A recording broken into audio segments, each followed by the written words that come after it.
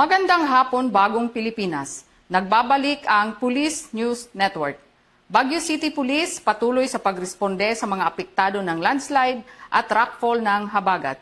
Yan ang tinutukan ni Patrolman Adrian Dayao. Mabilis na rumisponde ang Baguio City Police Office sa mga insidente ng pagbaha at pagbagsak ng mga bato sa gitna ng malalakas na pag-ulan dala ng habagat.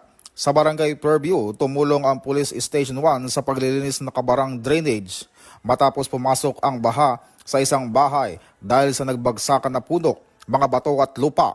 Samantala, nagsagawa rin ng clearing operation ang City Mobile Force Company sa Cannon Road, Viewdeck sa Barangay Camp 7 matapos ang rockfall upang matiyak ang ligtas na pagdaraan ng mga motorista.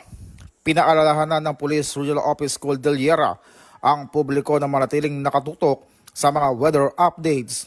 Pinaalalahanan ng Police Regional Office Cordillera ang publiko na manatiling nakatutok sa weather updates at iwasan ang mga binabahang lugar at landslide-prone area.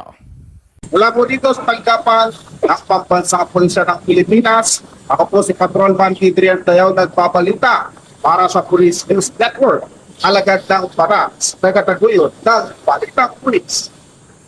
At yan ang balitang nakalap ng ating PNN correspondent. Ako po si Police Lieutenant Colonel Brenda O. Garcia, alagad ng batas, tagataguyod ng Balitang Pulis. Bagong PNP para sa Bagong Pilipinas. Serbisyong mabilis, tapat at nararamdaman.